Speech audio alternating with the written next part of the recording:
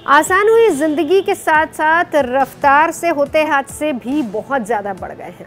खास तौर पर बड़े बड़े हाईवेज़ की अगर बात करें, for example Yamuna express way की बात कर लीजिए, बहुत सारे हादसे वहां पर होते हैं। तो इसी के मद्देनज़र आए दिन राज्य सरकार तमाम तरह के आदेश देती रहती है। तो राज्य सरकार ने अब थोड़ा सा कड़ाई से और सख्ती से इसका पालन शुरू किया है और सबके लिए ये निर्देश है कि अगर आप यमुना एक्सप्रेस वे पर गाड़ी लेके उतरेंगे तो आपके मोबाइल फ़ोन में, रजिस्टर्ड मोबाइल फ़ोन याद रखिएगा, उसमें हाईवे साथी ऐप होना चाहिए, नहीं तो आपको हाईवे पर एंट्री नहीं मिलेगी और इसकी बाकायदा चेकिंग होगी।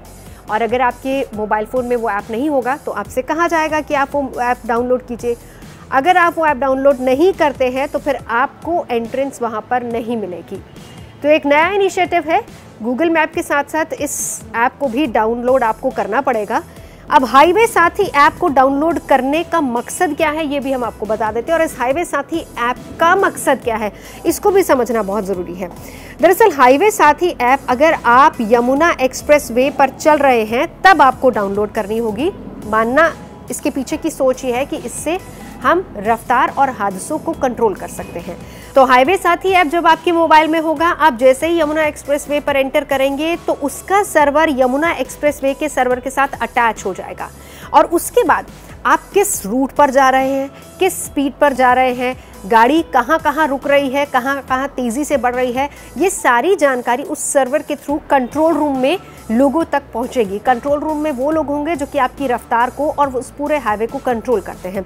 इसके बाद अगर रास्ते में किसी भी तरह का कोई भी हादसा आपके साथ हो जाता है तो तुरंत से आप तक मदद भी पहुंचाई जा सकती है। फ़र्ज़ कीजिए गाड़ी का पेट्रोल ख़त्म हो गया या फिर गाड़ी का टायर पंक्चर हो गया या फिर गाड़ी दुर्घटनाग्रस्त हो गई तो तुरंत से आपकी लोकेशन, क्योंकि वो सर्वर से ऑलरेडी कनेक्ट होगा, तो तुरंत से आपकी लोकेशन सर्वर और कंट्रोल रूम तक पहुंच जाएगी और आप तक तुरंत वो हेल्प पहुंचाई जा सकेगी। यानी सीधा सीधा कि इस ऐप के ज़रिए हाईवे अथॉरिटी आपकी हर मूवमेंट पर नज़र रखेगी।